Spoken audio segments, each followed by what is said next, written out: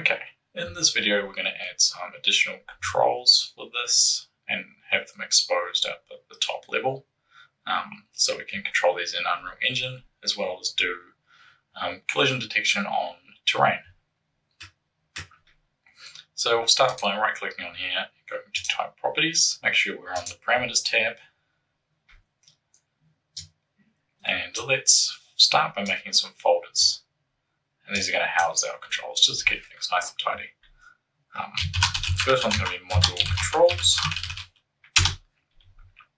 Hit D to duplicate that. And this is going to be Curve Controls. The first thing we're going to do is click and drag these into here.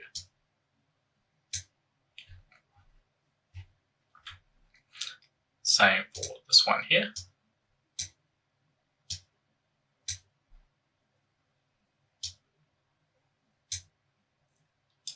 And let's put in a separator just to keep these nice and tidy. So we hit Apply. You can see it's automatically made a link here. And if we right click on here and go Parameters, you can see they're exposed on our top level now. So if we jumped up and clicked on this node, this is what we'd be seeing. Let's add in a mirror. There's another control I want, and I'm just going to add a switch so we can toggle this on and off. And let's add in a toggle up here. Call this mirror. So the name is that this can only exist once. As you can see, it translates named T2 for these other ones automatically. And the name is just, well, the label is what will be displayed. So let's hit Apply there.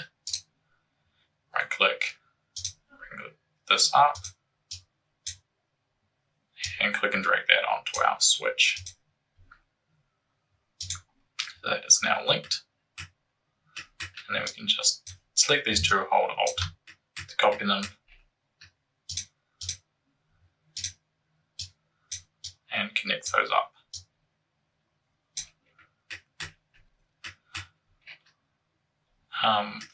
To control this curve, we're going to have to do something slightly different. We need to come over to Node and just click and drag it into editable nodes. We don't actually need all of this. We just need to say curve 1. For the resample, I want this along arc mode or along chord, the length, and for the oriented curve, the tangent type, and this target vector. Probably won't need to change this one, but it's not bad to have as a control. Okay, so let's hit Apply on all of those. Now, to do the collision, first thing we're going to need to do is come over to Basic, and one more input called the terrain. Mine's already done named terrain because I did this before, but yeah, it's good to name these. And let's just hit Accept. So now I've got this one called terrain.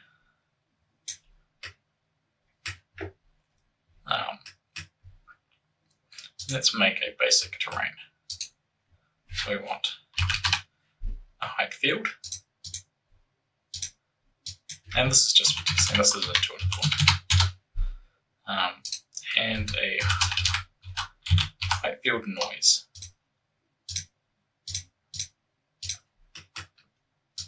Plug that into this third input we have now. Let's bring this way down to like 20 and maybe like 150 or something, or 100. So we've got some pretty gentle noise on here. I wouldn't want to add a null after this, just so we can point to this easily if we need to, which we are. And in collision, or in drain, whatever you prefer. Doesn't really matter too much, as long as it makes sense to you.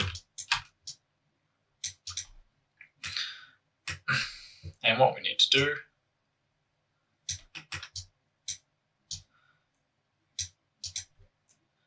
is add a ray. Put that in here. And collision primitives is this one here. So if we view this, and I'm going to control click this one here, just to ghost it. There's a couple of things you need to do to make this work properly.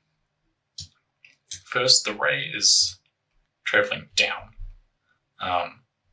So what we want to do is make sure this is above the collision terrain all the time. So we can do that pretty easily, like it is in this case, and you could just manually move it up. But to make this procedural, I'm going to use an expression. Specifically this B box here, or bounding box is what it's short for. All the expressions for Houdini, which is just expressions you put in here to do specific things, can be found on this website. Very useful. Tells you exactly what you need. So we need the service node, which is the node we want to reference the bounding box of, and what data we want to get, which is this type, where it's the min, the max, or the size of a specific axis.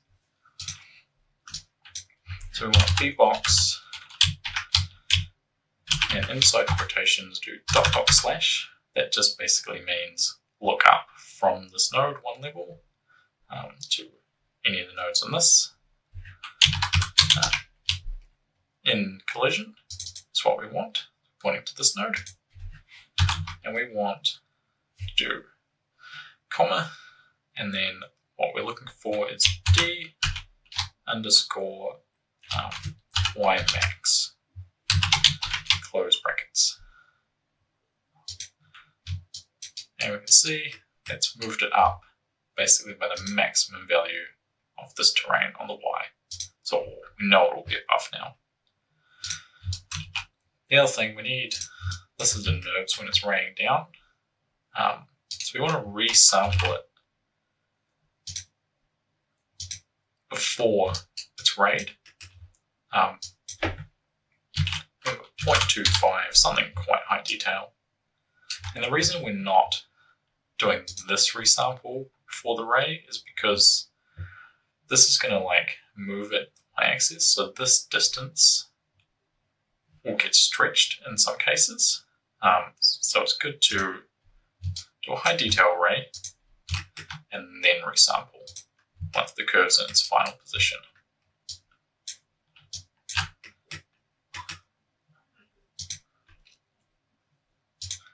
And now we have this that we should follow our terrain. So if we come up, it's going to view that as well. And if we adjust this noise, you can see it will stick to it now.